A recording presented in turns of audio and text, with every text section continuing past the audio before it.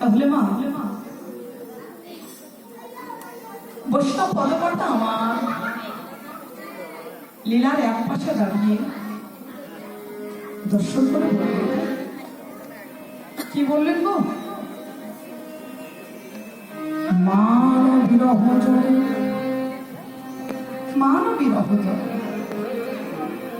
বহু ভেল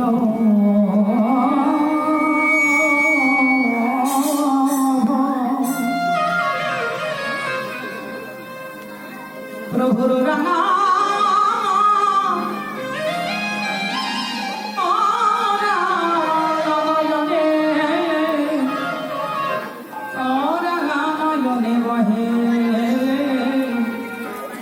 বহে তপত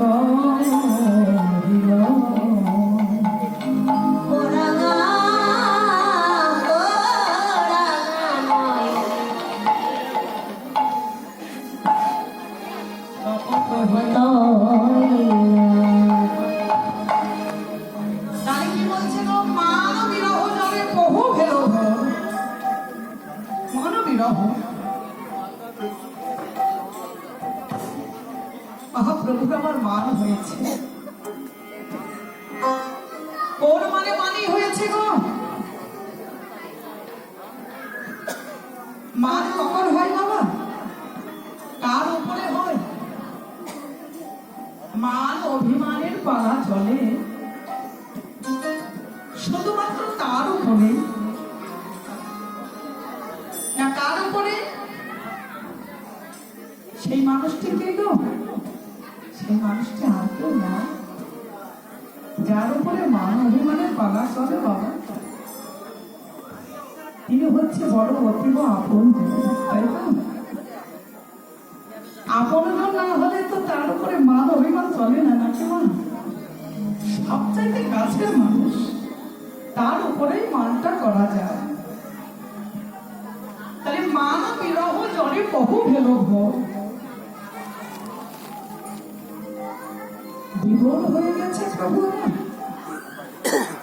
পুরো ভাবে বিভোর হয়েছে। কোন ভাবে তো? বৃন্দাবন ব্রজধামে যেমন রাধার গোবিন্দের প্রতি, হ্যাঁ, দুজনার প্রতি যে মান অভিমানের পালাটা চলত, আজকে সেই ভাবে ভাবিত হয়েছে আমার গৌরাঙ্গ মহাপ্রভু। কেন? বিগ্রহ মিলিত তরুণ আজকে একত্রিত হয়েছে, দুটি বিগ্রহ একত্রিত হয়ে মিলেমিশে একাকার হয়ে গেছে। তো ভগবানের কখনো কৃষ্ণ ভাবে ভাবিত হন, আবার ভগবান কখনো রাধা ভাবে ভাবিত হন। তো আজকে যে ভাবটা প্রকাশ করছে সেটা হচ্ছে মা রাধা ভাবে ভাবিত হয়েছে। কেন?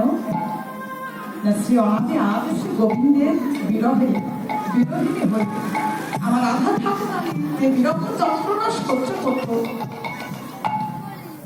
কিংবা অনুষ্ঠ